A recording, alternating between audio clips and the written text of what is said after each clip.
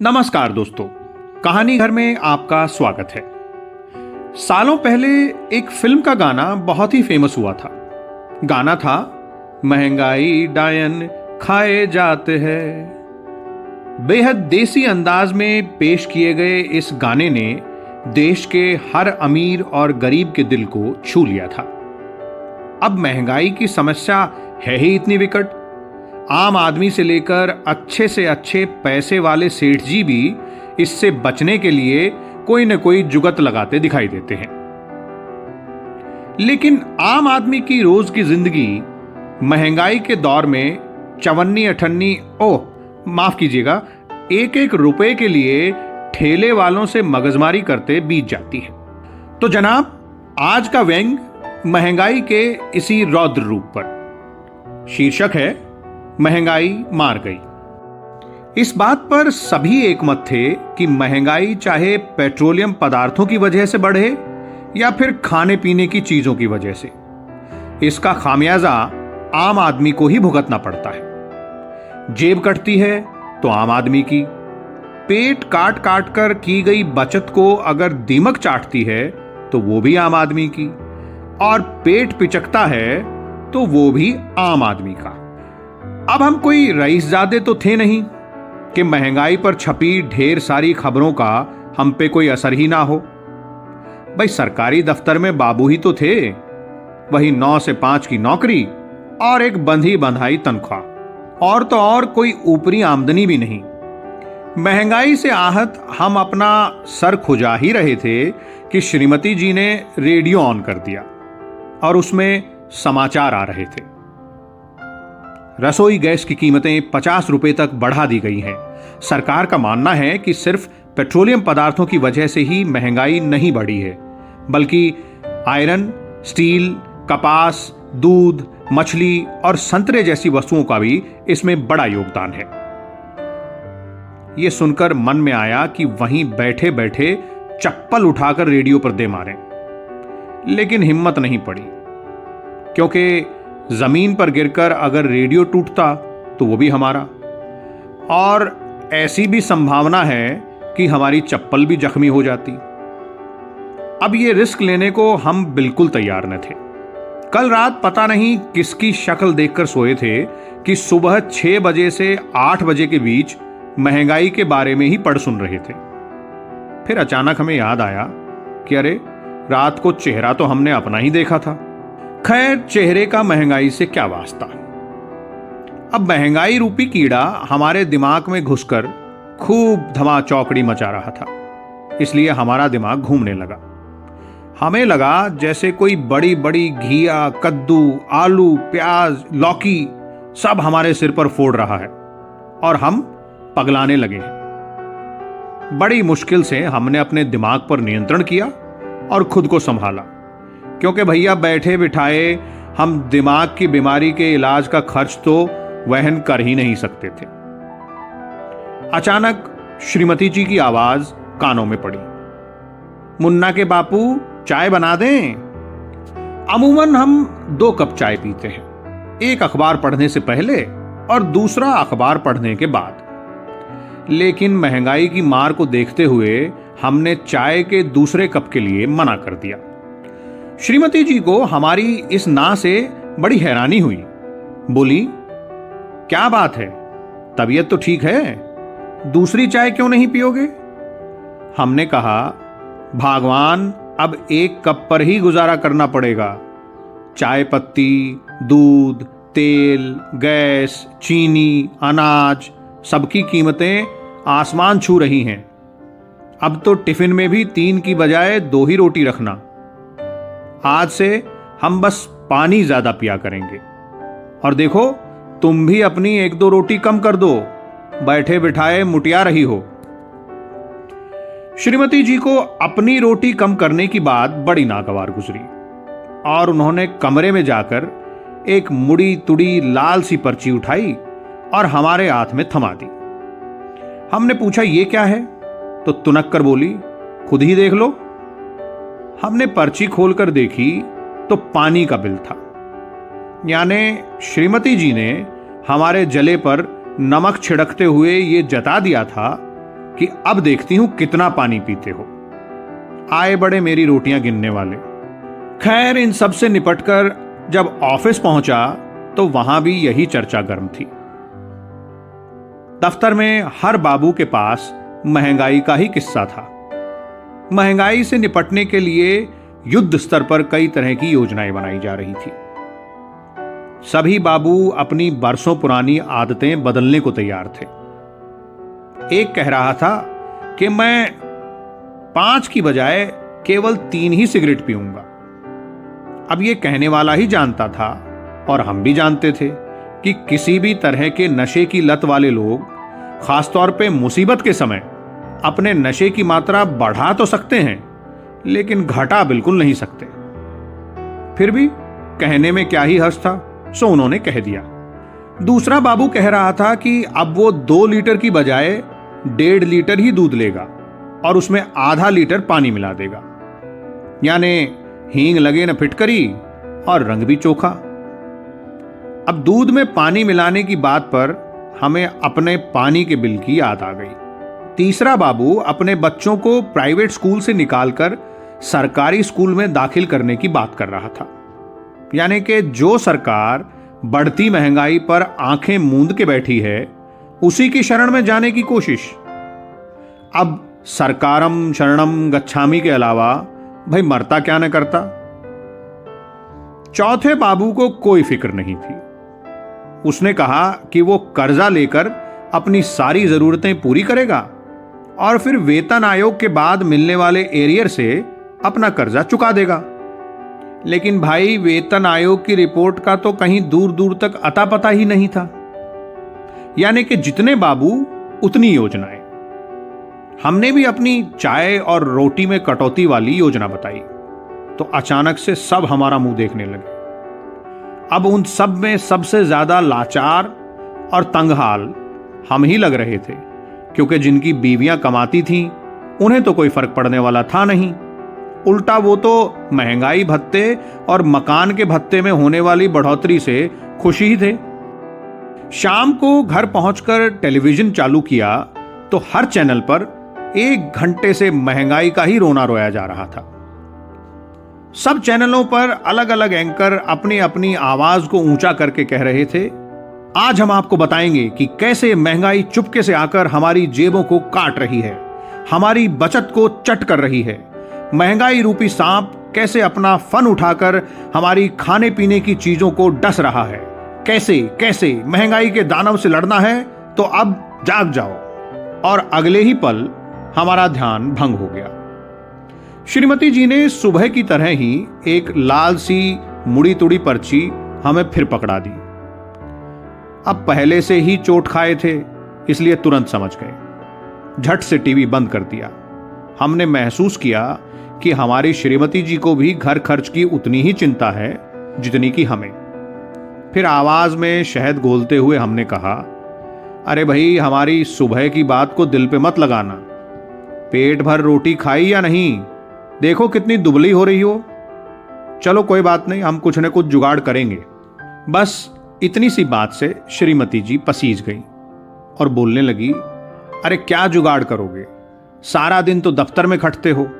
मैंने कहा, चिंता मत करो, और कुछ नहीं तो सुबह उठकर हिंदुस्तान ही बेच देंगे। श्रीमती जी की आंखें भय से फैल गई। हमने संभलते हुए कहा, अरे हमारा मतलब है अखबार बेचेंगे, पैसा भी मिलेगा और महंगाई की खबरें भी नहीं पढ़नी पड़ेंगी। फिर हमने बात का रुख बदलते हुए कहा, अच्छा ये बताओ मुन्ना क्या कर रहा है।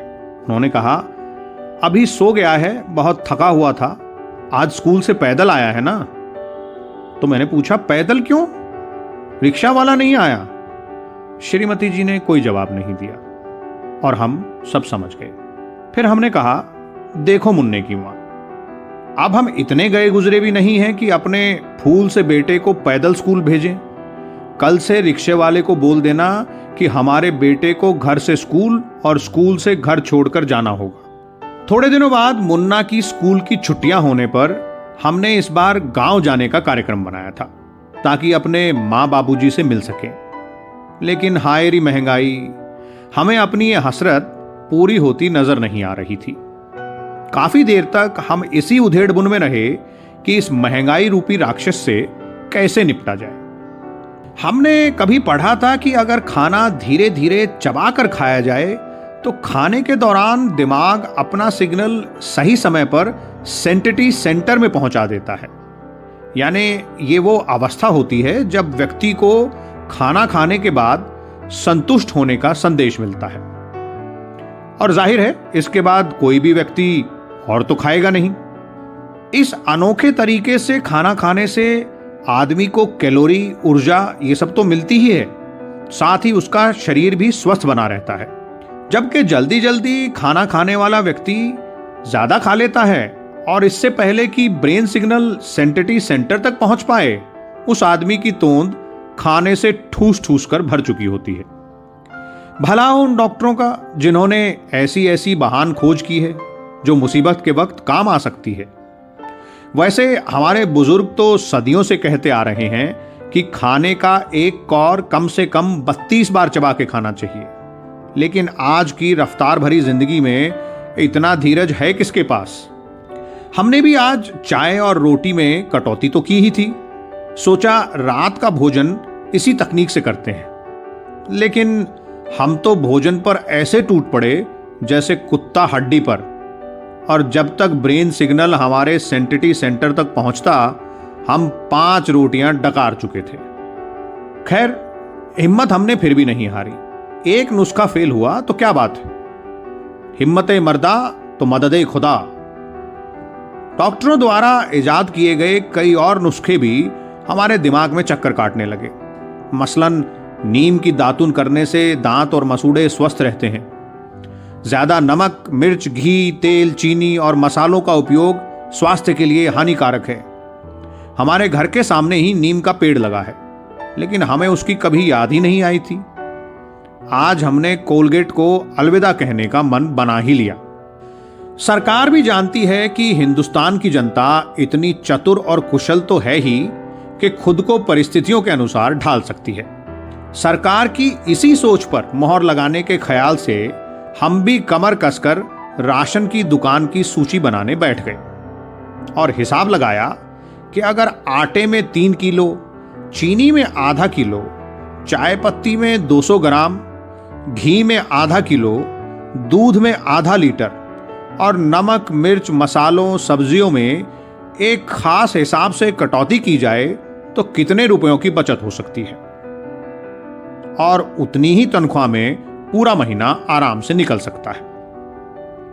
हम अपनी उंगलियों पर ताबड़तोड़ हिसाब लगाते जा रहे थे। गणित में थोड़े हम कमजोर जरूर हैं, लेकिन घर के राशन पानी की व्यवस्था इस तरह से करना चाहते थे जैसे कोई चार्टर्ड अकाउंटेंट किसी कंपनी का पूरा लेखा जोखा देख रहा हो। खैर, बड़ी मशक्कत के बाद राशन की पूरी लिस्ट तैयार करके हमने अपने तकिए के नीचे इस ख्याल से रख ली कि इससे पहले कि महंगाई के तेवर और बढ़ें, सुबह उठकर सबसे पहले सुपर बाजार से जाकर ये सारा राशन ले आएंगे। सुबह से शाम तक महंगाई का जाप करते करते ना जाने कब हमारी आंख लग गई और हम गहरी नींद में खर्राटे लेने लगे। आग लग गई, आग लग गई, चारों तरफ से कुछ ऐसी ही आवाजें आ रही थी। लोग इधर उधर भागे जा रहे थे। हमने एक आदमी को रोककर पूछा, अरे भाई, कहां आग लगी है? उसने जवाब दिया, उधर गरम बाजार में। हम आगे बढ़ते गए। एक तरफ बड़ा ही विचित्र नजारा था। कुछ गधे गाड़ियों को खींच रहे थे। हमने फिर किसी से इसका कारण पूछा तो पता चला कि पेट्रोल की कमी गधों से पूरी की जा रही है। थोड़ी दूर और गए तो कुछ लड़कियां शॉर्ट्स में घूम रही थी। तहकीकात की तो पता चला कि कॉलेज की लड़कियों ने अपने कपड़ों में कटौती करके महंगाई के खिलाफ अभियान छेड़ रखा है। एक पल के लिए हमारे दिमाग में हलचल हुई कि महंगाई और कितनी बढ़े कि शॉर्ट शब्द के सामने अति शब्द और जुड़ जाए। तभी हमें पत्थर से जोर की ठोकर लगी और हम लंगड़ाते हुए जैसे तैसे गर्म बाजार पहुंच गए। वहां हमने एक रेहड़ी वाले से पूछा, अरे भाई, भिंडी कैसे दी? उसने कहा, 2 रुपए की एक। हम भौचक्के होकर दूसरी रेहड़ी पर पहुंचे। उससे पूछा, भैया प्याज कैसे दिए? उधर से जवाब आया, 20 रुपए का एक। पसीना पोंछते हुए हमने उससे फिर पूछा, अरे ये आलू, टिंडे, लौकी, टमाटर? तो उधर से पूरी लिस्ट आ गई। आलू 15 रुपए का एक, टिंडे 14 रुपए के 2, टमाटर 10 का 100 ग्राम और लौकी 70 रुपए की एक। अब हमें समझ आ गया था कि गर्म बाजार में कौन सी आग लगी है। रेहड़ी वाले ने हमसे पूछा, कितनी तौल दूं? हम बिना कोई जवाब दिए आगे बढ़ गए, जहां एक फल वाला आवाज लगा लगाकर ग्राहकों को बुला रहा था। इस बार रेट पूछकर हम अपनी मानसिक शांति भंग नहीं करना चाहते थे, इसलिए तुरंत आदेश दिया, 2 किलो। रेहड़ी वाला हमें ऐसे घूर कर देखने लगा जैसे हम पगला गए हों या किसी अजायब घर से आए हों। खैर, उसने तोला और हमारी तरफ बढ़ा दिया। कहा, ये लो साहब, आपने तो अच्छी बोहनी करवा दी, घर में जरूर कोई फंक्शन होगा। अब बाकी आधा किलो आम और बचे हैं। भगवान की दया से आपके जैसे ग्राहक अगर रोज मिल जाएं तो। हमें उसकी बात का अर्थ तो समझ नहीं आया, लेकिन हमने पूछा, कितने पैसे हुए? उधर से जवाब आया, 420 रुपए हुए साहब। अब तो जैसे हमें बेहोशी छाने लगी। हमने कहा, होश में तो हो? तो फल वाले ने कहा, अरे साहब, आप 418 रुपए दे देना, बोहनी का टाइम है, 2 रुपए हम छोड़ देते हैं। हमने मन ही मन उसको कोसा और आमों से भरा थैला उसकी रेहड़ी पर उल्टाकर बुड़बड़ाते हुए आगे बढ़ गए। हम लगभग दौड़ते हुए राशन की एक बड़ी सी दुकान में घुस गए। इतनी बड़ी दुकान में सिर्फ एक ग्राहक था और पूरी की पूरी दुकान खाली पड़ी थी।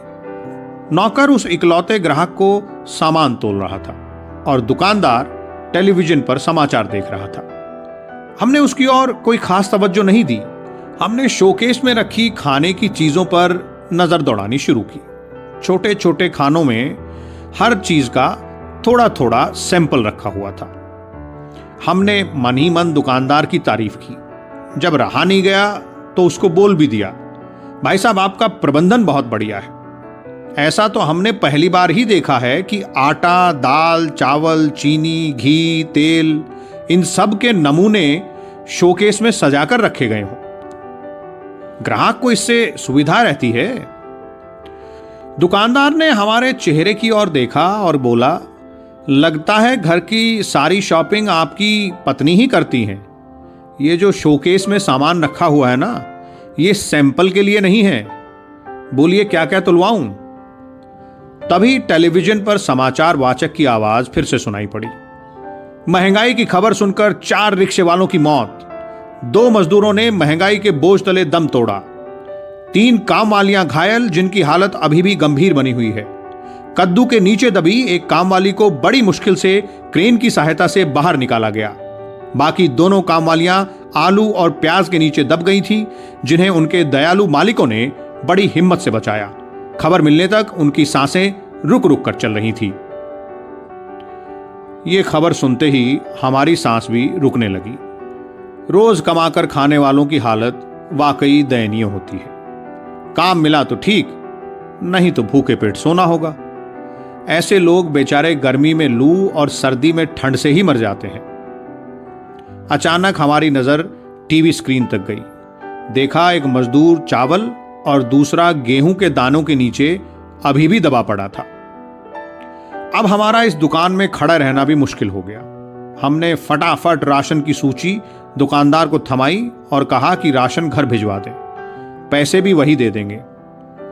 दुकानदार ने हमें एक स्क्रैच कार्ड पकड़ा दिया और कहा कि लकी कूपन स्कीम चालू की है, जो भी गिफ्ट निकले दुकान पर आकर ले जाना।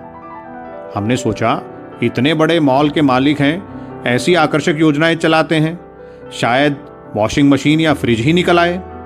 सब्जी के बिना गुजारा मुश्किल था।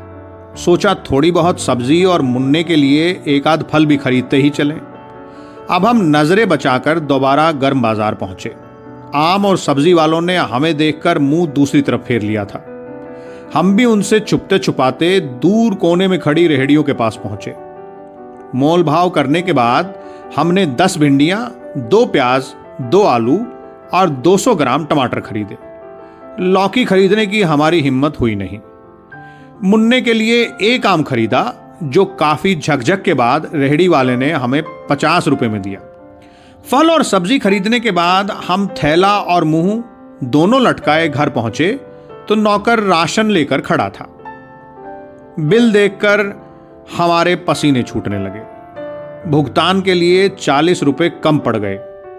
कहां से लाएं? हम चाहते तो नहीं थे, लेकिन मुन्ने की गुल्लक तोड़ने के अलावा इस वक्त हमारे पास और कोई चारा था नहीं। बस केवल एक 5 का सिक्का ही गुल्लक में बचा था। तभी हमें स्क्रैच कार्ड का ध्यान आया। हमने कमीज की जेब टटोली और कार्ड श्रीमती जी के हवाले करके कहा, अरे भाई, तुम तो घर की लक्ष्मी हो, अन्नपूर्णा हो, तुम ही स्क्रैच करो, शायद तुम्हारे भाग्य से कोई बढ़िया आइटम निकल आए। श्रीमती जी ने खुशी खुशी कार्ड स्क्रैच किया। लिखा था, मॉल पर पधारने के लिए धन्यवाद, कृपया इसी तरह मनोबल बनाए रखें। यानी ऊंची दुकान और फीका पकवान। कार्ड पढ़कर श्रीमती जी ने हमें ऐसे देखा जैसे हम बहुत बड़े बेवकूफ हों। लेकिन हमें मॉल के मालिक पर बिल्कुल भी गुस्सा नहीं आ रहा था। खैर, श्रीमती जी ने राशन को छोटी छोटी डिबिया और दवा की खाली शीशियों और नमकदानी में भरा और कहने लगी कि मुन्ने को खांसी और बुखार है, एटीएम से कुछ रुपए निकाल लाओ। मुन्ने के लिए केमिस्ट से दवाई लानी होंगी, कम से कम डॉक्टर की फीस के पैसे तो बचेंगे। मुन्ने के बुखार की तपन से हमारा तन और मन दोनों जल रहे थे। धन कितना जलेगा इसकी खबर अभी हमें नहीं थी। उसे गोद में लिए पैदल ही हम एटीएम तक पहुंच गए। इतना भी ध्यान नहीं रहा कि साइकिल पर ही बिठा लें। ऐसी बात नहीं है कि हमारे पास स्कूटर नहीं है। भाई, आखिर सरकार स्कूटर लोन किस लिए देती है? वो बात अलग है कि अभी तक किश्तें नहीं पूरी हुई। लेकिन पेट्रोल कहां से लाएं? अपनी ही टंकी पिचक रही है तो स्कूटर की टंकी में कहां से भरवाएं? हमें सबसे ज्यादा गुस्सा इस पापी पेट पर ही आता है कि ऐ खुदा, तू अगर पेट नहीं लगाता तो तेरा क्या बिगड़ जाता। खैर, एटीएम पर बैलेंस चेक किया तो खाते में सिर्फ 100 रुपए ही बचे थे। अब या तो मुन्ने की खांसी की दवा लें या फिर बुखार की। हमने सोचा कि खांसी की दवा में अल्कोहल की मात्रा अधिक रहती है, दवा पीकर मुन्ना चैन की नींद सो पाएगा। यही सोचकर हम खांसी की दवाई खरीदकर घर आ गए और सोचने लगे कि किस किस खर्चे में और कटौती की जाए कि मुन्ने की बुखार की दवा भी आ जाए। दवा पीकर मुन्ना चैन से सो गया। उसके इस तरह काफी देर चैन से सोए रहने से हम घबरा गए और फिर चिल्लाने लगे, मुन्ना मुन्ना उठो। तभी श्रीमती जी ने हमें झिंझोड़ा और कहने लगी, क्या हुआ मुन्ना के बापू, ऐसे बेमौसम क्यों चिल्ला रहे हो? हमारे हलक से बड़ी मुश्किल से आवाज निकली, मुन्ना कहाँ है? तो बीवी ने कहा, मुन्ना तो मजे से सो रहा है, आज स्कूल की छुट्टी है भाई। हमारी जान में जान आई। शुक्र है कि हम सपनों के लोक में विचरण कर रहे थे, क्योंकि सुपर बाजार की महंगाई से निपटने के लिए ही हमें कितने पापड़ बेलने पड़ रहे थे और ऊपर से गर्म बाजार की महंगाई। तौबा तौबा, उसने तो हमें भिंडी, लौकी, टमाटर, प्याज और राशन के ऐसे ऐसे हथौड़े मारे कि हम अभी तक सदमे में हैं। हमने महसूस किया कि हम शक्तिहीन होते जा रहे हैं। इस लोक की महंगाई स्वप्न लोक में भी हमारा पीछा नहीं छोड़ रही है। हम बड़ी दहशत में थे, क्योंकि हमने सारे उपाय करके देख लिए थे। अब इसके अलावा हम और कर भी क्या सकते थे कि सर पकड़कर सिर्फ और सिर्फ ये सोचें कि इस देश के डॉक्टरों ने ऐसी कौन सी तकनीक या दवा इजाद की है जो महंगाई के साथ साथ उसके खौफ से भी छुटकारा दिला सके। तो दोस्तों, ये था महंगाई पर मंजीत शर्मा मीरा का व्यंग। क्या महंगाई डायन के सपने आपको भी नींद में आकर तंग करते हैं? कमेंट करके हमें जरूर बताइए और हमारे साथ जुड़े रहिए सिर्फ कहानी घर पर। नमस्कार, धन्यवाद।